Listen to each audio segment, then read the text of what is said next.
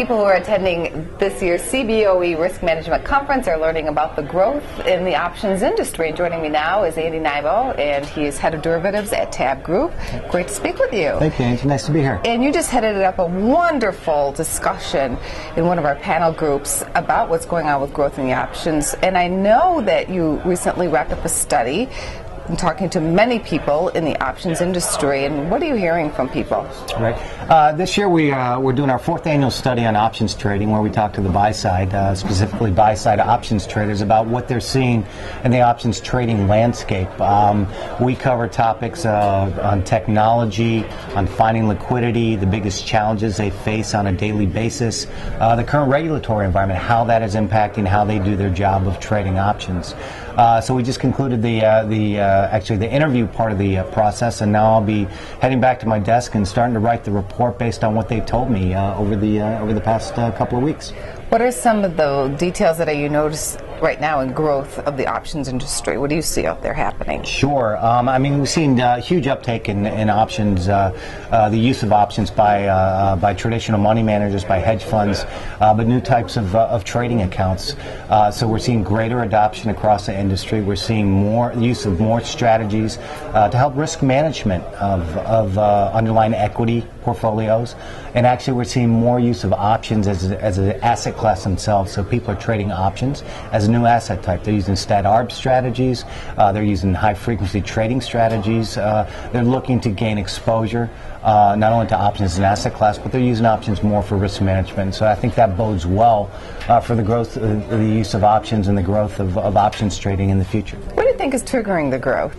I think it's one quick answer would be what happened a couple of years ago. I mean, the 2008 meltdown and the losses that ensued from perhaps not having the proper hedges in place, the proper risk management tools in place. I think it brought more focus on having good risk management procedures and policies in place.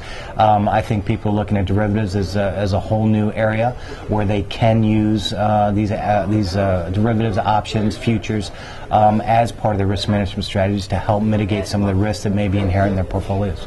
Regulations and policies to come out of Washington, D.C. have been a hot button issue here at this year's conference. So what are you hearing from people in the industry? Sure. As I just mentioned in our panel, I mean, part of the problem is there's just so much coming out of Washington and the regulatory and legislative officials on what is wrong with Wall Street and the financial markets around the globe.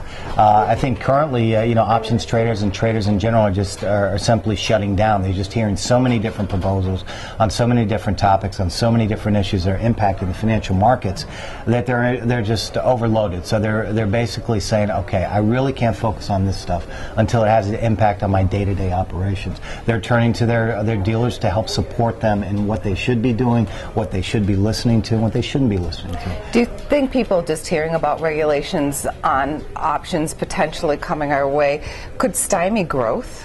Oh, absolutely. I mean, any kind of regulatory initiative doesn't really take into account the nature of the options industry, the nature of what market makers do in the industry, the nature of how the buy side operates. That they're going to change behaviors, and if the regulatory officials don't understand how things are done and the way things work, it will have a bad impact or negative impact on options trading. It could stymie growth. It could stymie stop the use of options as part of their strategies. It could leave a bad taste in the mouth of options traders about what they should or shouldn't be doing. Perhaps more importantly, potential options traders on what good impact that the options trading and options strategies will have on their portfolio.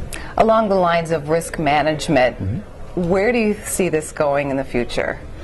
In terms of, I mean, there is so much growth potential on asset managers' desks, on hedge fund desks, regarding the use of options as part of their strategies, as part of their risk management tools. Everybody assumes that hedge funds use options in every single trade in what they do. The facts are that a large number of hedge funds don't even look at options as part of their trading strategies. The same is true on an even greater basis for asset managers. Asset managers are just beginning to to scratch the surface of using options and strategies. They're looking at them as a potential risk management tool, overwrite strategies, ways to help mitigate the risk that they have in their underlying equity portfolios. Right now, they don't do a lot of that. They may use futures to some extent. They may use OTC instruments to some extent, but we've all seen what happens when there's problems in that marketplace and counterparty risk becomes a bigger issue.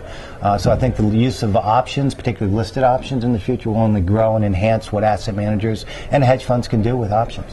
Best wishes with your study. We'll look forward to that being published. Thank you very much. We've been talking to Andy Nybo, heading up the derivatives group over at TABB Group. Thank you very much. Thank you so much for being with us.